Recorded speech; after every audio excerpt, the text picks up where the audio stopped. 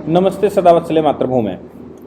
चर्चा का विषय बहुत गंभीर है और मुझे लगता है प्रत्येक नागरिक को या जो लोग भी शासन प्रशासन के साथ डील करते हैं, इस तरह की समस्याएं जिनके सामने हैं या जो उस पर विचार मंथन करते हैं, लोग जनता में बोलने वाले लोग हैं, डिसीजन मेकर्स हैं और जो शासन के साथ प्रशासन के साथ एक्शन मोड में रहते हैं या काम करते हैं, उन सबको इन विषयों का संज्ञान लेने की आवश्यकता है।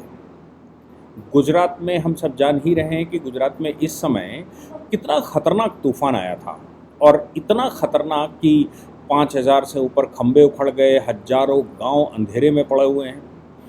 उधर ही दूसरी तरफ एक बड़ी घटना हो गई। आप सोचिए कि क्या कोई समाज सिर्फ इस बात का इंतज़ार करता है कि पुलिस हटे, प्रशासन का ध्यान कहीं और लगे और हम अटैक कर दें और हम वो कर दें। क्या वो जो अकबरुद्दीन उदैशी कहता था कि 15 मिनट के लिए पुलिस हटा दो, फिर हम दिखाएंगे कि हम कौन हैं, हम क्या कर सकते हैं, क्या वो वातावरण भारत में आ सकता है? निश्चित रूप से आ सकता है। अगर एक पार्टिकुलर समाज की, एक पार्टिकुलर विचारधारा की, एक देश की दुश्मनी से देश को दुश्मन समझने वाले लोगों की या देश को सिर्फ मेरे बाप की प्रॉपर्टी समझने वाले लोगों को ये बात लग सकती है। मामला गुजरात के जूनागढ़ का है। जूनागढ़ में एडमिनिस्ट्रेशन के ऊपर हमला हो गया। अब आप सोचो कि एक बड़ी सी दरगाह बनी हुई है। दरगाह कोई ऐसा नहीं है कि एक दिन में बनी होगी, दरगाह ऐसा नहीं है 2 दिन में बनी होगी, दरगाह ऐसा नहीं है कि प्रशासन की नज़रों से छुपकर बनी होगी, क्योंकि कोई छोटी दरगाह नहीं, बहुत बड़ी दरगाह है और जिसमें मतलब आप सोचो कि उसको इमारत के रूप में बड़ी आसानी से चिन्हित किया जा सकता है। बड़ी इमारत है। शहर में ऐसी इमारतें बहुत कम होंगी जो सरकारी ज़मीन पर बन गई।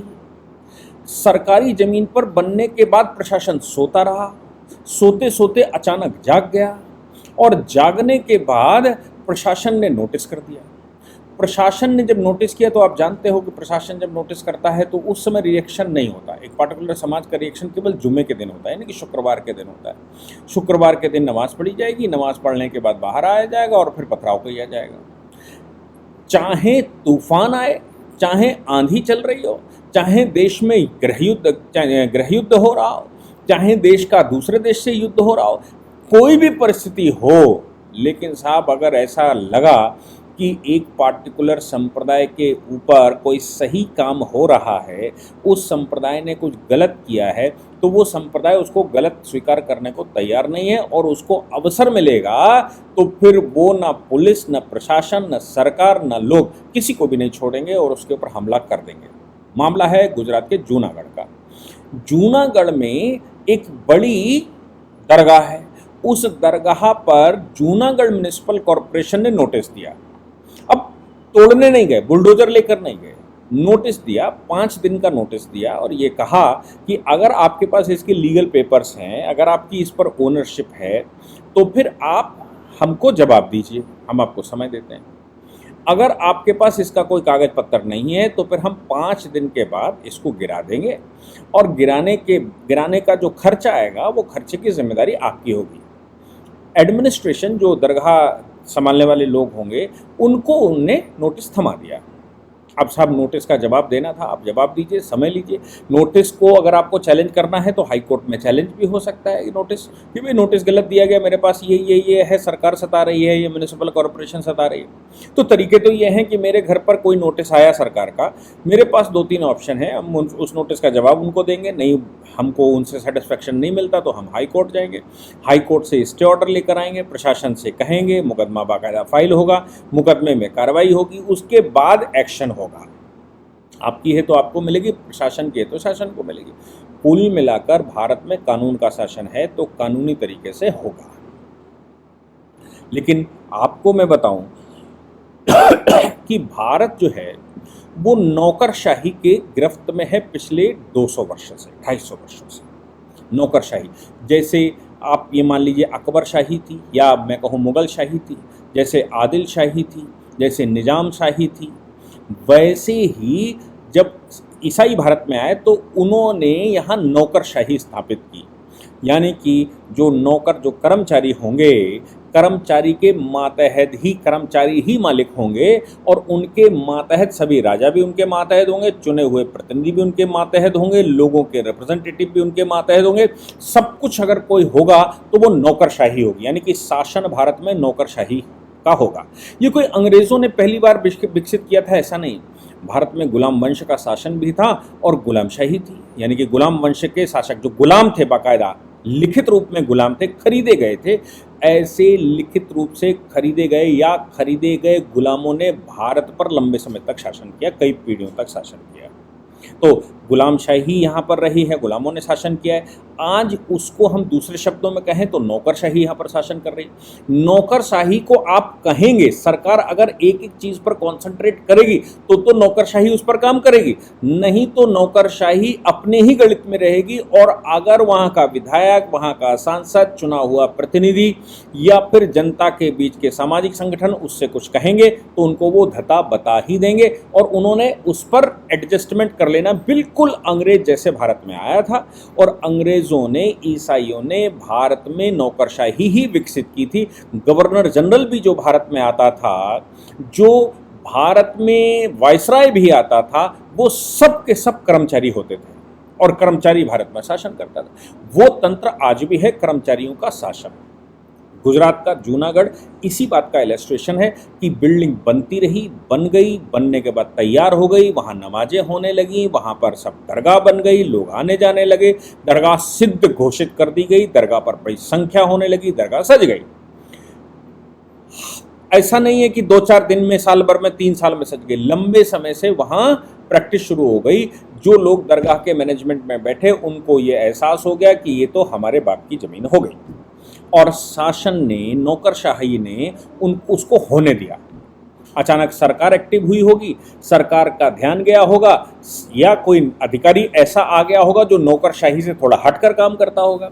उसने जब इसको चेक किया तो उसने कहा ये तो इल्लीगल है, ये तो सरकारी ज़मीन है, ये तो म्यूनसिपल कॉरपोरेशन की ज़मीन है, म्यूनसिपल कॉरपोरेशन की ज़मीन खाली करो। नोटिस कराया, टाइम दिया, उसने सीधा खाली करने का नहीं कहा, उसने टाइम दिया और टाइम देने के बाद कहा कि भाई आपके अगर कोई ग्रीवांस है, आपकी ओनरशिप इस पर है, आप अगर आपको लगता है कि सरकार की ये सरकारी ज़मीन नहीं है तो आप अपना दावा सिद्ध करें आगे, मेरे पास जो रिकॉर्ड है उसके अनुसार ये सरकारी ज़मीन है और सरकारी ज़मीन है तो इसको खाली करना होगा। इसकी अगर आप खुद खाली नहीं करते, आप इसको खुद तोड़ते नहीं हैं, तो फिर इसको वेंडलाइज करने के लिए, इसको तोड़ने के लिए हमें तो फिर जो शक्ति इस्तेमाल करनी पड़ेगी उसका खर्चा भी आपको देना पड़ेगा। ये हो गया। गुजरात में तूफान के बीच में नमाज हुई शुक्रवार की, और शुक्रवार की नमाज में दरगाह के बाहर 200 से 300 लोग इकट्ठे हुए। उन्होंने वहाँ पुतले फूंकने शुरू किए, पुलिस की जो वहाँ पर ड्यूटी रहती होगी, पुलिस की गाड़ी फूंक दी, पुलिस के ऊपर हमला कर दिया। 3 पुलिस वाले जिसमें एक डिप्टी एसपी भी शामिल है, उसके ऊपर हमले हो गए और हमले का परिणाम निकला कि वहाँ आगजनी कर दी गई, पुलिस की गाड़ी जलाई गई, आगजनी कर दी गई, हमले कर दिए गए। एक चौकी जो पुलिस पिकेट रही होगी, जो चौकी रही होगी पुलिस की, वो फूंक दी गई, उस पर आग लगा दी गई। क्यों? क्योंकि आप दरगाह कैसे गिरा सकते हैं? अब म्यूनिसिपल कॉरपोरेशन का यहाँ पर नोटिस, जवाब देना नहीं है, बस ताकत इस्तेमाल करना है क्योंकि मेरे बाप की ज़मीन है। नौकरशाह पुराने वाले साथ में थे, कुछ खा पी कर बनने दिया होगा। हम जानते ही हैं कि हमारे देश में नौकरशाही किस प्रकार से हावी है कि आप अगर एक फ्लोर बनाने जाएं तो हर फ्लोर का पैसा तय हो जाता है। सरकार बैठी यही कहती रहती है, नहीं हम सब खत्म करेंगे, हम सब होने नहीं देंगे, लेकिन सब नौकरशाह सुनने को तैयार नहीं। बड़ी अच्छी सरकारें देश में जो भारतीय जनता पार्टी के शासन में चल रही हैं, जिनके मुख्यमंत्रियों के ऊपर 1 पैसे का इल्ज़ाम नहीं है, वो लगातार कहते हैं भ्रष्टाचार के विरुद्ध हम मुहिम चला रहे हैं, लेकिन जैसे ही वो मुख्यमंत्री बनते हैं तो जितना ज़्यादा जोर से मुख्यमंत्री या जो पार्टी की सरकार आई, वो जितनी जोर से, जितनी ताकत से कहेगा हम भ्रष्टाचार खत्म करते हैं, उतनी ताकत से नौकरशाह ये कहता है भ्रष्टाचार खत्म करने की बात छोड़ दीजिए, हम आपको भ्रष्टाचारी घोषित कर देंगे। कैसे? क्योंकि जब बैठेगा तो डील कौन करेगा? सरकार थोड़ी ना करेगी, मंत्री थोड़ी ना करेगा, मुख्यमंत्री थोड़ी ना करेगा, डील तो नौकरशाह करेगा।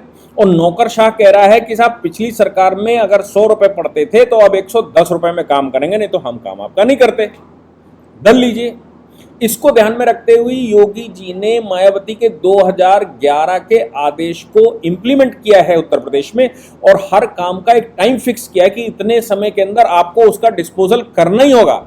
हालांकि वो कितना इंप्लीमेंट हो पाएगा, कितना नौकरशाह इंप्लीमेंट करेंगे या होने देंगे, ये अभी पता नहीं, क्योंकि नौकरशाह की खास बात भी यह है कि हमने उसको मालिक बनाकर यहां बैठाया हुआ है, वो हमारे देश का मालिक है। जब वो लाभासा में पढ़ता है, लाल बहादुर शास्त्री इंस्टीट्यूट में पढ़ने जाता है आईएएस सेलेक्ट होने के बाद, तो वहां पर सिर्फ उसको एक ही बात बताई जाती है, तुम इस देश के मालिक हो, और तुम देश के मालिक होने के नाते ये जो पॉलिटिकल अथॉरिटीज हैं, ये जो राजा बंधु हैं, क्योंकि अंग्रेजों के समय पर भी ऐसे ही था, हमारे यहाँ तमाम 562 रियासतें थी, लेकिन पैरामाउंसी नौकरशाह की थी। वो 562 रियासतें, राजा बैठे थे, रियासत का रियासतदार बैठा था, लेकिन उसके हाथ में निर्णय नहीं था, केवल वो रेवेन्यू वसूल करके और अंग्रेज को देता था, और इस बात के लिए वो हाथी घोड़े पर चलता था, लेकिन एडमिनिस्ट्रेशन उसके हाथ में नहीं था, निर्णय, बड़े निर्णय उसके हाथ में नहीं थे।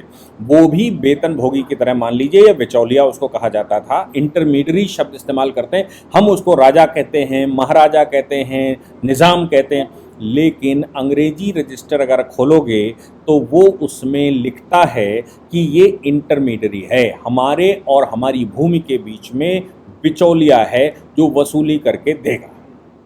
ऐसा ही हमें लगता है कि आज की सरकारों का भी हाल हो चुका है कि कौन नौकरशाह यहाँ शासन कर रहे हैं, और नौकरशाह शासन करते समय सरकार के जो चुने हुए राजा बंधु हैं, सरकार के चुने हुए जो जनता के द्वारा चुने हुए लोग हैं, जिनका जनता पर विश्वास है, जनता का विश्वास जिन पर है, वो सब उनके लिए इंटरमीडियरी साबित होंगे। मैं आपको एक बताता हूँ कि एक मैं वाइस प्रेसिडेंट के पास गया, बीसी वाइस चेयरमैन के पास गया डेवलपमेंट अथॉरिटी के। मैंने उनसे कहा कि ये जो नुज़ूल की भूमियां हैं, इस पर बहुत सारी बिल्डिंगें खड़ी कर दी हैं विधर्मियों ने, इन बिल्डिंगों पर आप एक्शन क्यों नहीं लेते? ये तो नुज़ूल की ज़मीन बिल्कुल वैसे ही जैसे दरगाह ये है, तो आप बनने क्यों दे रहे हैं? इनको गिराते क्यों नहीं? जब हमने उनको थोड़ा और प्रेशर में लिया तो वो हमसे तो नहीं बोले, लेकिन एक और सज्जन बोल बैठे थे, उनसे बात करते करते बोले, ऐसे मच्छर मक्खी तो काटने चले ही आते हैं, और मच्छर मक्खियों के डर से अगर हम डर जाएंगे तो हम आईएएस काहे, हम क्यों कलेक्टर बने, हम क्यों यहाँ वाइस चेयरमैन बने डेवलपमेंट अथॉरिटी के? आप सोचिए कि उसकी मस्तिष्क क्या कह रहा था। जब मैं उस पर प्रेशर डाल रहा था कि आपको ये करना चाहिए, तब वो कह रहा था कि मच्छर मक्खी, मतलब हम लोगों को, देश के उन लोगों को जो कानून की जानकारी रखते हैं, उन लोगों को जो जनप्रतिनिधि हैं, उन लोगों को जिन पर जनता का विश्वास है, वो लोगों के लिए वो कहता है कि मच्छर मक्खी हैं। मैं घटना उत्तर प्रदेश की बता रहा हूँ, जब ये उत्तर प्रदेश में यशस्वी मुख्यमंत्री जी बैठे हुए हैं, और किसी भी मामले में मुख्यमंत्री जी उस पर कोई कोताही नहीं बरतते, अगर उनके पास कोई प्रकरण पहुंच जाए तो उस पर एक्शन लेते हैं।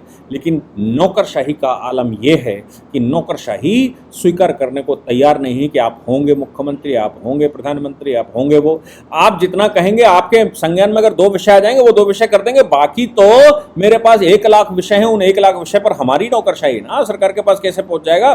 तो आपकी इच्छा 2-4 मामलों की सिद्ध कर देंगे, और हमारे पास कोई ऐसा तंत्र या मशीनरी नहीं है जो सरकार को सीधा रिपोर्टिंग कर सके तंत्र के खिलाफ या तंत्र के विषय में, तो तंत्र केवल इंप्लीमेंट करे, और यहां से जो समस्याएं हैं वो सरकार के पास सीधी जाएं। ऐसा हमारे पास तंत्र नहीं है। समस्या भी वही चिन्हित करते हैं, हल भी वही निकालते हैं, सरकार केवल बैठी भाषण देती है या सरकार केवल उनको डायरेक्शन देती है। दरगाह उसी का नतीजा है।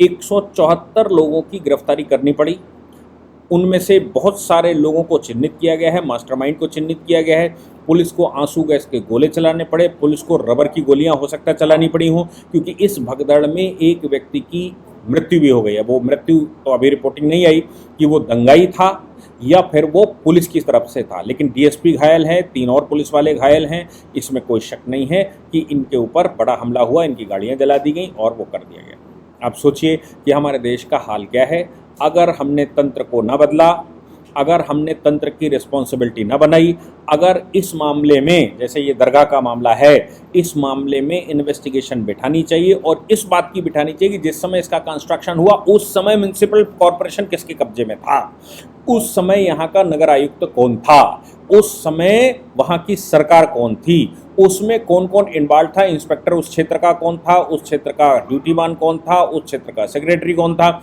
उन सभी के ऊपर तब से लेकर अब तक जितने हैं सबको नोटिस ना दिया गया, सबके ऊपर कार्रवाई ना की गई, सबको इन्वेस्टिगेशन में ना बिठाया गया, तो ये संभव नहीं है। आप कब तक चिन्हित करेंगे? क्योंकि आपने जिसको बिठाया है रक्षण करने के लिए, वो अगर पैसे लेकर वहां होने देगा, वो अगर वहां ऑबलाइज करेगा, वो अगर अनदेखी करेगा, तो कौन रोकेगा भाई? कैसे रोकेगा? आप कर नहीं सकते, आप सरकारें बनाकर बैठिए, आप कुछ कर नहीं सकते।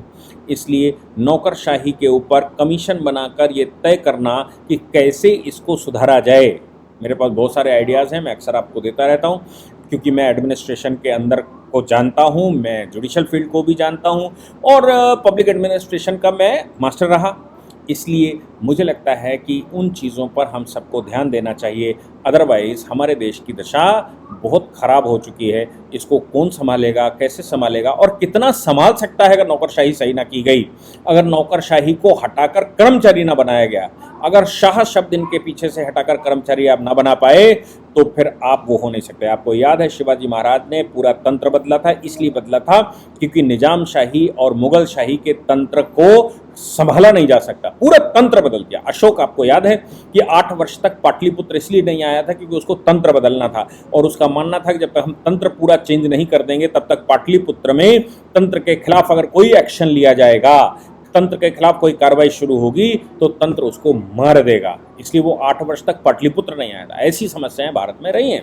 तो मुझे लगता है कि हम कैसे इसको सुधारेंगे, लेकिन एक पार्टिकुलर कम्युनिटी का तो विचार बिल्कुल साफ है। ये ज़मीन उसको ऊपर वाले ने दी है, ऊपर वाले की मेहर से ये ज़मीन उसके कब्जे में है, इसको वो छोड़ नहीं सकता।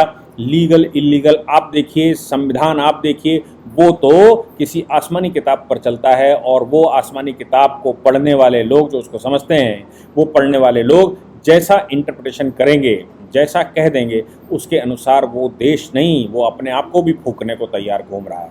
जय हिंद, जय माँ भारत, वंदे मातरम।